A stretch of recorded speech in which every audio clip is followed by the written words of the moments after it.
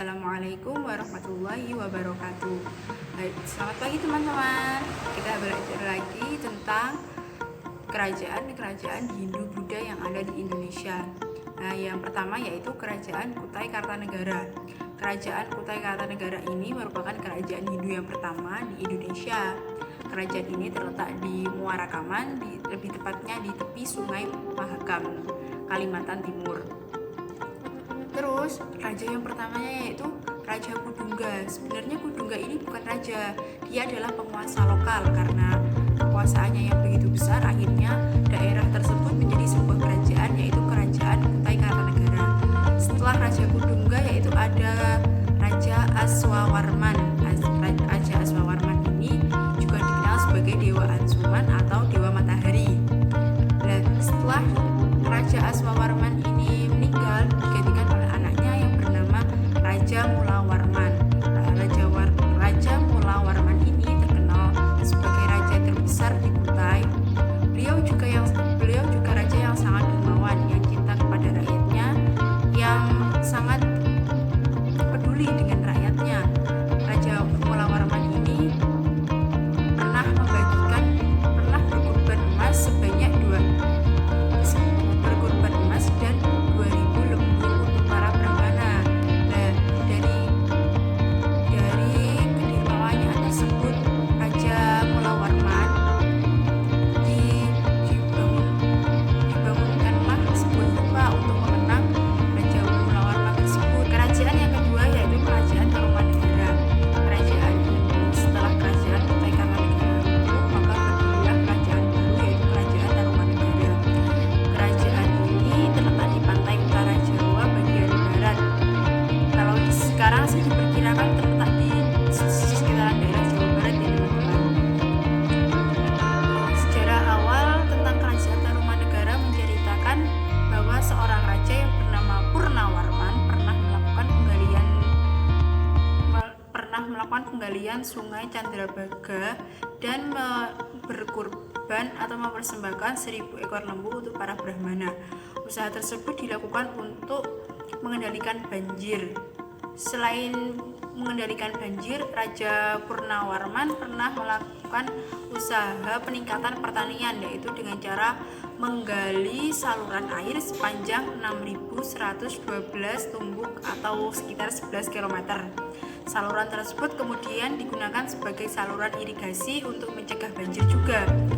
Selain itu, di Kerajaan Tarumanegara ditemukan beberapa prasasti, yaitu Prasasti Tugu, Prasasti Citarum, Prasasti Kebon Kopi, Prasasti Muara Cianten, Prasasti Jambu, dan Prasasti Pasir Awi.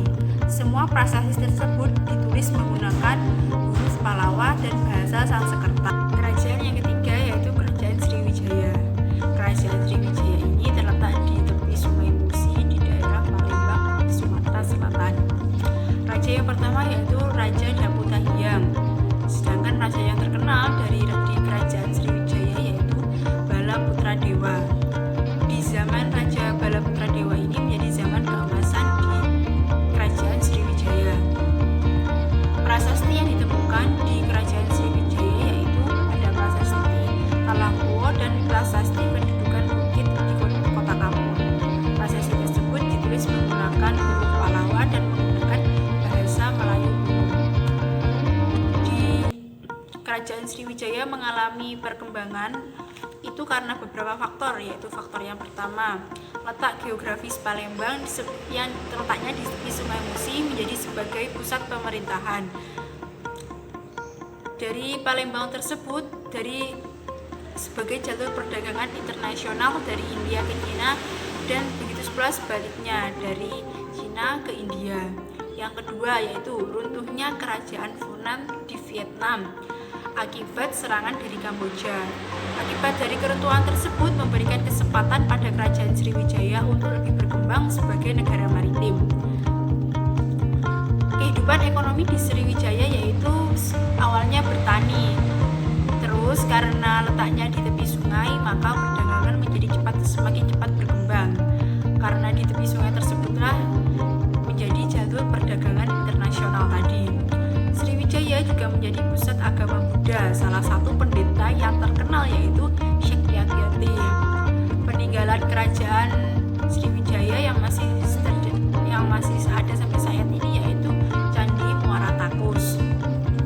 Sedangkan penyebab keruntuhan di kerajaan Sriwijaya yaitu keadaan kerajaan yang berubah karena sudah tidak dekat lagi dengan pantai. Yang kedua yaitu banyak daerah di Sriwijaya yang melepaskan diri dari kekuasaan Sriwijaya karena lemahnya angkatan laut. Dan yang ketiga yaitu kerajaan Sriwijaya mendapat dari serangan politik dari beberapa kerajaan lainnya. Yang selanjutnya yaitu kerajaan Mataram Kuno. Kerajaan Mataram Kuno jadi sekitar abad ke-8 Masehi. Kalau tak di Jawa bagian tengah atau Jawa Tengah ya, sekitar Jawa Tengah. Kerajaan Mataram Kuno dekat dengan Gunung Merapi, Gunung Maluku, Gunung Sumbing, dan Gunung Sindoro. Di kerajaan Mataram Kuno ini terdapat seorang Debuta yaitu Debuta Shailendra yang berasal dari Sriwijaya dan beragama Siwa. Debuta Shailendra ini mendirikan dinasti Shailendra lalu menurunkannya kepada Raja Sana sebagai raja di kerajaan Mataram Kuno tersebut. Setelah Raja Sana meninggal, bergantilah seorang raja yaitu Raja Sanjaya. Raja Sanjaya ini putra dari Sanaha yang merupakan saudara perempuan dari Sana. Raja Sanjaya memimpin kerajaan dengan sangat baik. Rakyatnya tentram, aman, dan damai. Raja Sanjaya juga membangun sebuah tempat pemujaan di atas Gunung Ukir. Setelah Raja Sanjaya wafat, digantikan oleh putranya yaitu Rakai Panangkaran. Pada masa Rakai Panangkaran ini agama Buddha berkembang sangat pesat dan raja-rajanya mendukung dengan memberikan tanah untuk dibangun sebagai candi untuk Dewi Tara dan biara untuk para pendeta Buddha. Candi-candi tersebut antara lain yaitu Candi Kalasan dan Arca Marjusri. Setelah kekuasaan Panangkaran berakhir, terjadi perpecahan anggota keluarga yang sudah memeluk agama Buddha dan yang masih memeluk agama Hindu.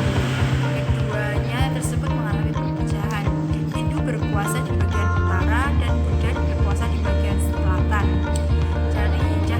Candi Borobudur juga tuh mulai dibangun pada masa Samarangga tahun 824 Masehi dan dilanjut oleh Pramodawardhani dan Ikatan. Perpecahan keluarga tersebut antara keluarga Hindu dan keluarga Buddha tersebut kemudian bersatu kembali karena pernikahan Rakai Ikatan dan Pramodawardhani. Kerajaan yang kelima yaitu Kerajaan Kediri. Kehidupan politik bagian awal di Kerajaan Kediri ditandai dengan perang saudara antara Samarawijaya di daerah Panjalu yang menguasai daerah Panjalu dan Panjigara Sakan yang menguasai daerah Jenggala. Keduanya merebutkan kekuasaan di Kerajaan Kediri. Pada tahun 1104 Masehi, Kerajaan Panjalu dikenal dengan Kerajaan Kediri yang beribu kota di Daha. Pada tahun 1135 Masehi, raja yang sangat terkenal yaitu Raja Jayabaya yang terkenal dengan ramalan-ramalannya terdapat pada masa Raja Jayabaya ini ditemukan beberapa prasasti yaitu prasasti Hantang, prasasti Ngantang, prasasti Talan, dan prasasti Desa Jepun. Raja Jayabaya ini terkenal dengan ramalannya yaitu disebut Jangko Joyoboyo dan digubah menjadi kitab Bharatayuda oleh Empu Sedah yang kemudian dilanjutkan oleh Empu Panulung. Di Kerajaan Kediri sendiri terkenal dengan Wayang Panji. Kepemimpinan Jayabaya membuat rakyat Kediri menjadi lebih makmur dan teratur. Rakyatnya hidup sebagai petani dan berdagang juga semakin berkembang pesat, dan karena perdagangan tersebut ditopang oleh angkatan laut Kediri yang tangguh. Raja terakhir di Kerajaan Kediri yaitu